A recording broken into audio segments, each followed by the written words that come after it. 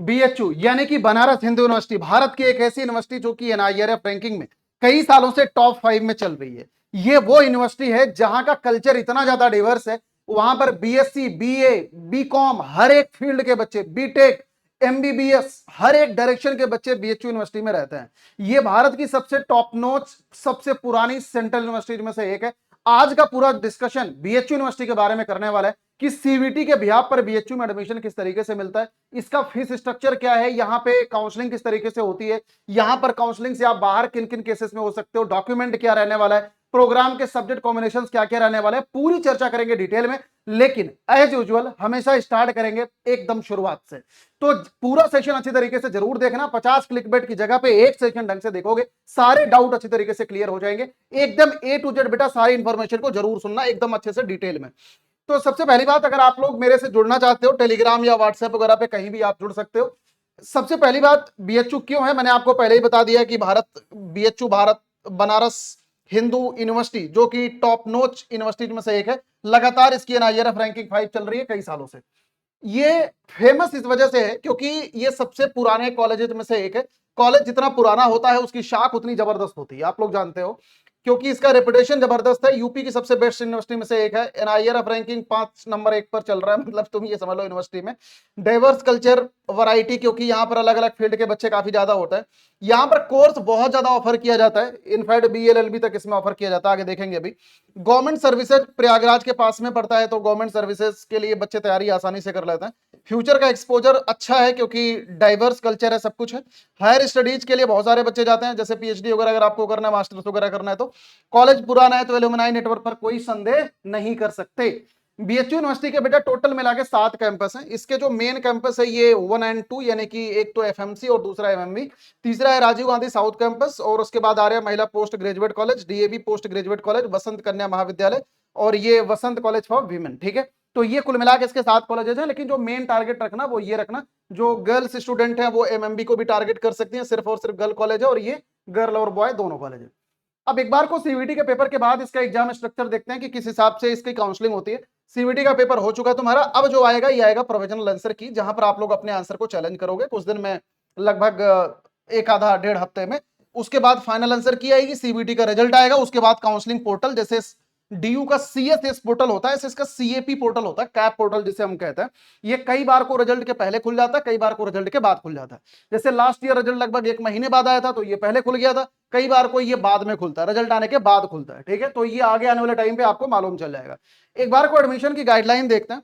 यहाँ पे जो इसकी काउंसलिंग है ये सीएपी पोर्टल के थ्रू होती है, यानी कि combined allotment programme undergraduate. ठीक है, इसमें जब भी आप लोग अप्लाई करो, सब्जेक्ट कॉम्बिनेशन क्राइटेरिया वगैरह अच्छी तरीके से देख लो। यूजी प्रोग्राम सिर्फ और सिर्फ सीवीटी के स्कोर कार्ड के बिहाफ पर ही होता है।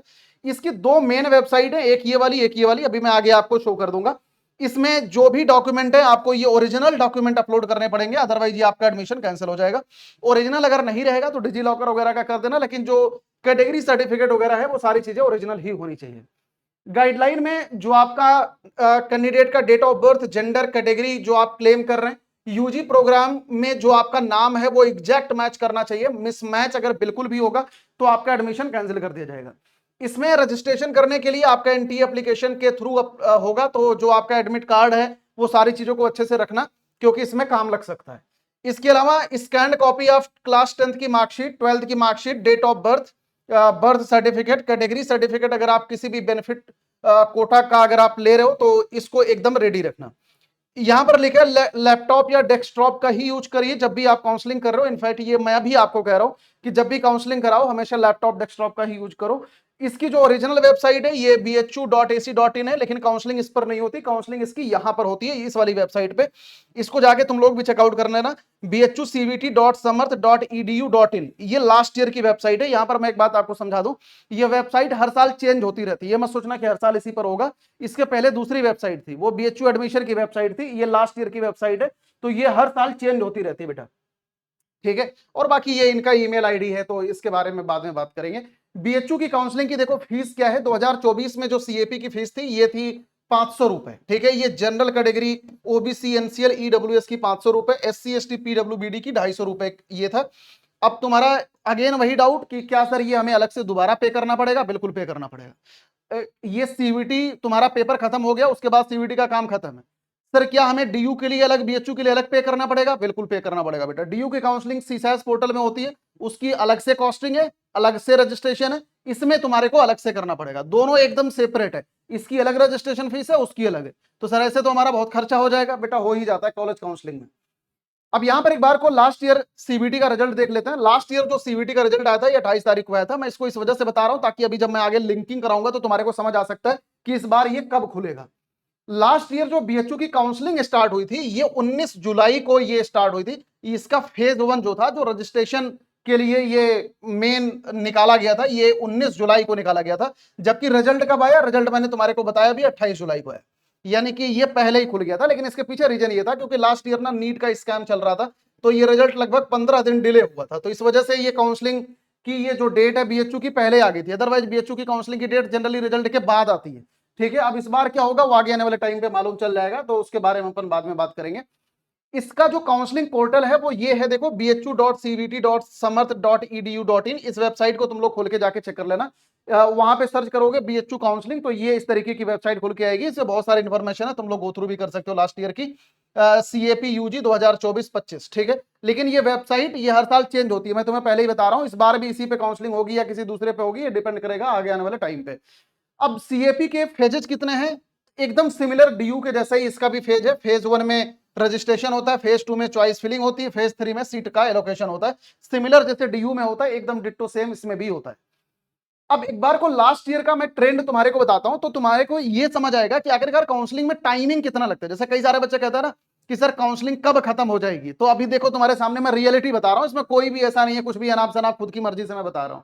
लास्ट ईयर जो सीवीटी का लास्ट पेपर था ये 29 मई को खत्म हुआ। प्रोविजनल आंसर की आई 22 जुलाई को, फाइनल आंसर की आई 25 जुलाई को। सीबीटी का रिजल्ट जो था ये आया था 28 जुलाई को। बीएचयू यूनिवर्सिटी का जो फेज 1 स्टार्ट हुआ 19 जुलाई को, यानी पहले फेज 1 स्टार्ट हो गया था। पहला राउंड का एलोकेशन आया था 17 अगस्त को। इसके पहले डीयू के 2 एलोकेशन आ चुके थे, तब बीएचयू का जाके पहला एलोकेशन आया। सेकंड राउंड आया 22 तारीख को, यानी कि लगभग 5 दिन बाद। इसके हर एक एलोकेशन में 5 दिन का गैप है, देख सकते हो। थर्ड एलोकेशन आया 27 तारीख के बाद। इसके 3 मेन राउंड होते हैं, जैसे डीयू के 4 मेन राउंड होते हैं, लेकिन इसके 3 मेन राउंड होते हैं। सेम ऐसे ही फिजिकल रिपोर्टिंग देखो थी 13 सितंबर को। समझते चलना पूरा साइकिल, वो स्क्रीनशॉट भी ले लेना, एक ही जगह पे है। तो फिजिकल रिपोर्टिंग 13 सितंबर को हुई और 14 सितंबर को। ठीक है, अब यहां से देखो स्पॉट राउंड चालू हो गया, मतलब 3 मेन काउंसलिंग के बाद स्पॉट राउंड यहीं से देखो चालू हो गया। 12 सितंबर को स्पॉट राउंड का ये मतलब नोटिफिकेशन आया। रजिस्ट्रेशन इसका हुआ 9 से 11 तारीख। इसके बाद इसमें स्पॉट राउंड के बाद ये फीस एडजस्टमेंट वगैरह करना पड़ता है, तो ये 5 सितंबर से लेकर 7 सितंबर के बीच में। अच्छा, आई थिंक मैंने साइकिल उल्टा शायद पढ़ दिया है, शायद, है ना। हाँ, तो ये updation before spot round. Spot round का रजिस्ट्रेशन जो था 5 सितंबर को था, सॉरी मैंने उल्टा पढ़ दिया था नीचे से। कैंडिडेट जो फीस का एडजस्टमेंट वगैरह स्पॉट राउंड का ये 7 तारीख को हुआ। पहले राउंड के लिए जो एलोकेशन मतलब रजिस्ट्रेशन था वो 9 से 11 तारीख को, और स्पॉट राउंड का जो पहला एलोकेशन आया 12 सितंबर को है। ठीक है, और इसकी फिजिकल रिपोर्टिंग 13 से 14 सितंबर को। तो तुम समझ रहे हो, घर वाले बोलने लग जाएंगे तुम्हारे को कि कॉलेज नहीं मिल रहा है, लेकिन काउंसलिंग कराते रहना। इसके अलावा और बताता हूं, ये मॉपअप राउंड के जरा तुम राउंड देखो। मॉपअप राउंड अभी तुम्हारे को समझ आएगा। यूजी कैंसलेशन विड्रॉल होता क्या है कि जब मॉपअप राउंड वगैरह के लिए जाते हैं तो पहले सारी सीटों को विड्रॉ करना पड़ता है। मान लो अगर मॉपअप राउंड में जा रहे हो तो ये विड्रॉल था 1 अक्टूबर को, तुम समझ रहे हो। Declaration of vacant seat for mop up round ये 3 अक्टूबर को। स्टार्टिंग ऑफ एडिटिंग प्रेफरेंस, फिर एडिटिंग का मौका दिया जाता है, ये 4 अक्टूबर को। Seat allocation declaration round 1 student portal 7 अक्टूबर को। इसका फीस पेमेंट 8 अक्टूबर को, और इसके बाद ये जाके 9 अक्टूबर को पूरी काउंसलिंग फाइनल हुई थी। इसके अलावा भी मॉपअप राउंड के कई सारे राउंड थे। तो ये काउंसलिंग मैंने आगे इसमें लगाया नहीं है। ये काउंसलिंग कुल मिला के लगभग 20 अक्टूबर तक जाएगी तुम्हारी, मैं पहले ही बता रहा हूं। तो हिम्मत मत हारना, मॉपअप राउंड कराते रहना। अगर सीट नहीं मिल रही है तो ये मत सोचना कि बस हो जाएगा तुरंत ही। ठीक है, अब एक बार को कैप पोर्टल को अपन देखते हैं कि आखिरकार जैसे हम लोगों ने डीयू में देखा था सेम उसी तरीके से एक बार बीएचयू को भी अच्छी तरीके से समझते हैं कि आखिरकार इसमें क्या क्या होता है। सीबीटी का पेपर खत्म हो जाएगा, उसके बाद कैप पोर्टल में रजिस्ट्रेशन तुम्हारा चालू हो जाएगा। फेज 1 में रजिस्ट्रेशन करोगे, बेसिक डिटेल को भरोगे। डिटेल जो है तुम्हारे डॉक्यूमेंट के साथ में मैच करना जरूरी है, कंपलसरी है।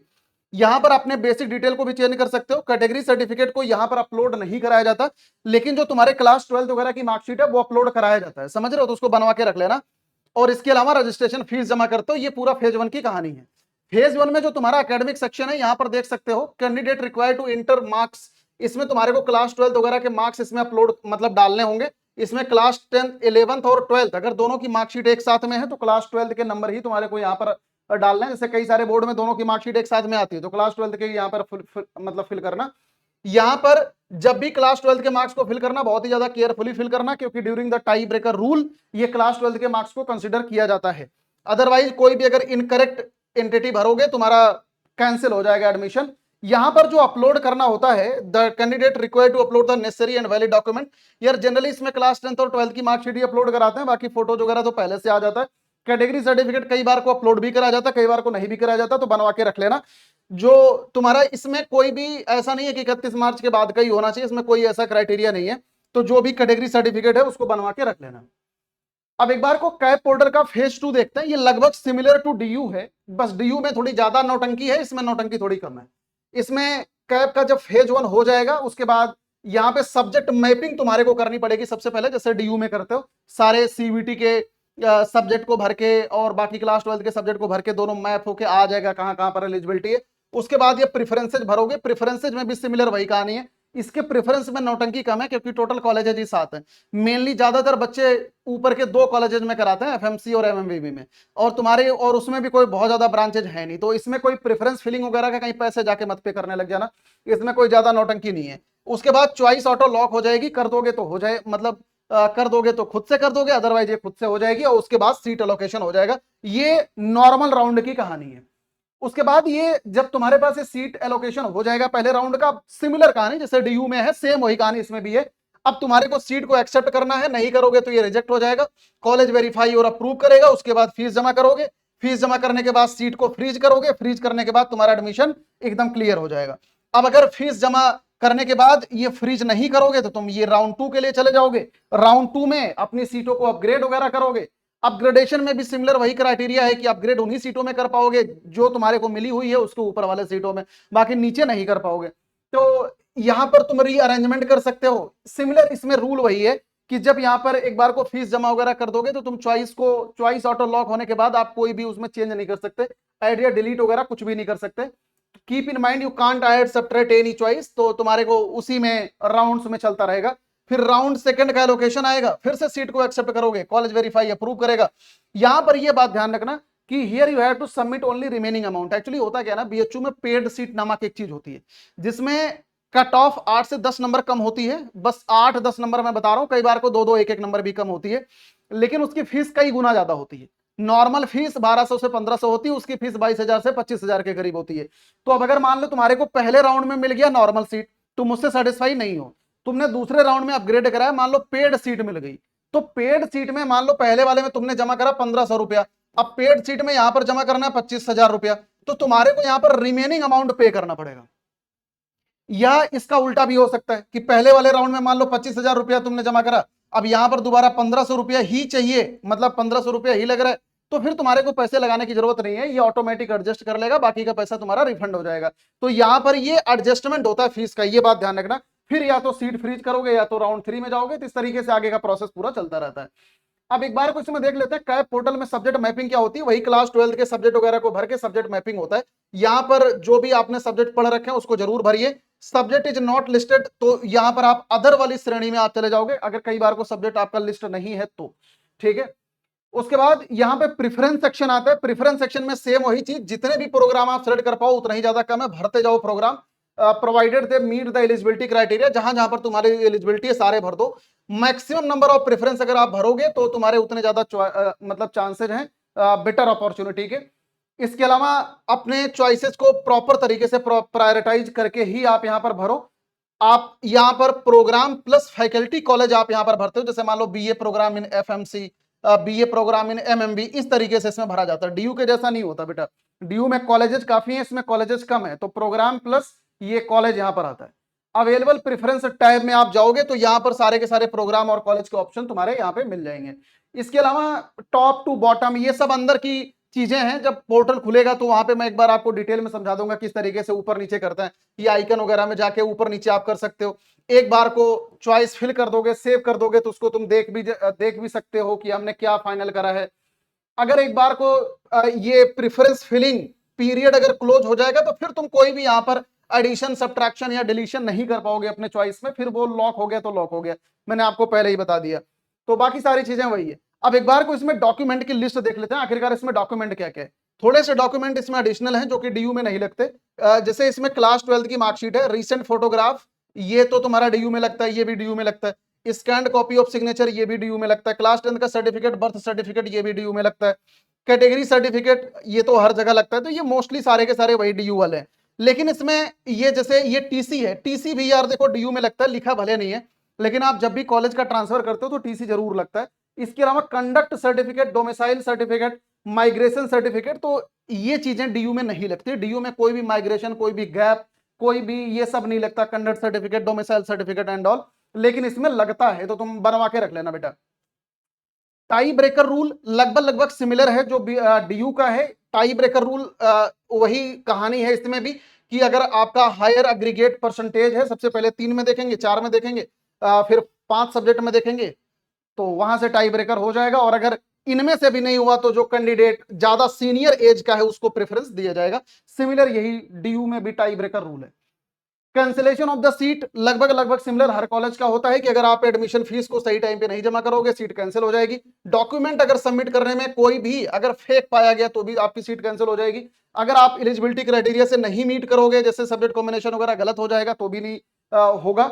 और जो फीस एडजस्टमेंट होता है अपग्रेडेशन में, जो मैंने आपको बताया था अपग्रेडेशन में रिमेनिंग अमाउंट पे करना होता है, अगर वहां पर फीस को जमा नहीं करोगे तो भी एडमिशन कैंसिल आउट हो जाएगा। तो ये मेनली वो जगह है जहां पर एडमिशन कैंसिल हो सकता है। अब एक बार को इसका फीस स्ट्रक्चर देख लेते हैं अपन। इसमें जो रेगुलर फीस है एफएमसी की 1150 रुपए है, तुम समझ सकते हो कितना कम फीस है यार। पेड सीट का एफएमसी का 13,650 रुपए है। एएम पीजी का 10,800 प्लस 500 है। अब ये इसमें 20,800 और प्लस 500 है। इसमें वीकेएम का लगभग 20,000 है और इसका पेड सीट का ये 30,000 रुपए है। वीसीडब्ल्यू का ये 16,200 और इसका 41,200। तुम समझ सकते हो कि पेड सीट में जमीन आसमान का फर्क है फीस में। तो जो कहते हो ना कि सर आखिरकार पेड सीट और नॉर्मल सीट में क्या डिफरेंस है, पेड सीट की कट ऑफ मैक्सिमम 8-10 नंबर आगे पीछे होती है, कई बार को 1-2 नंबर भी हो जाती है, समझ रहे। टॉप ब्रांचेज में ज्यादा ज्यादा 5-7 नंबर ज्यादा फर्क आता नहीं है, लेकिन फीस में कई गुना ज्यादा फर्क है। तो ये बात ध्यान रखना जब भी अगर पेड सीट वगैरह टारगेट कर रहे हो तो। अब एक बार को फटाफट में सब्जेक्ट कॉम्बिनेशन आपको समझा देता हूं। देखो अगर आप बैचलर ऑफ आर्ट करने जा रहे हो, बीए करने जा रहे हो, तो लैंग्वेज और जीटी चाहिए होगा। अपना सब्जेक्ट कॉम्बिनेशन फटाफट समझ लो। कॉमर्स में अगर आप जा रहे हो अकाउंट बीएसटी जीटी चाहिए होगा। अगर आप साइंस में botany physics zoology home geography earth science इन सब में जा रहे हो तो पीसीबी चाहिए। अगर आप डेयरी टेक्नोलॉजी फूड टेक्नोलॉजी में जा रहे हो तो पीसीएम चाहिए, यानी कि बीटेक करने के लिए। Bachelor of vocational apparel designing में लैंग्वेज और जीटी चाहिए। इसके अलावा मॉडर्न ऑफिस मैनेजमेंट में जा रहे हो तो लैंग्वेज और जीटी चाहिए। Bachelor of vocation and food processing management, इसमें पीसीएम पीसीबी या agriculture biochemistry. Bachelor of vocation hospitality tourism management, language या जीटी चाहिए। Bachelor of vocation medical lab technology, language या जीटी चाहिए। तो यहां पर देख लो कि कहां पर एलिजिबिलिटी बन रही है, अपना मैक्सिमम क्राइटेरिया समझ लो। Bachelor of vocation retail logistic management, language और जीटी चाहिए। इसके अलावा bachelor of fine art applied art, इन सब में जो आपका सब्जेक्ट है ये फाइन आर्ट है और बाकी यहाँ पर ये प्रैक्टिकल भी होता है। तो इसमें सीवीटी यूजी का स्कोर और प्रैक्टिकल एग्जामिनेशन कंडक्ट करा जाता है डीयू के मतलब बीएचयू के अंदर, तो दोनों का मार्क्स लिया जाता है इसमें। और बाकी ये performing art in vocal classical इन सब में भी आपका सब्जेक्ट टेस्ट होता है और बाकी इसमें प्रैक्टिकल भी होता है। तो ये दोनों का मार्क्स बेटा इसमें कैलकुलेट करा जाता है। Bachelor of science in medical technology radio therapy में पीसीएम या पीसीबी दोनों चल जाता है, लेकिन इसमें ध्यान रखना bachelor of science medical radiology and imaging technology में सिर्फ और सिर्फ बेटा पीसीबी होता है।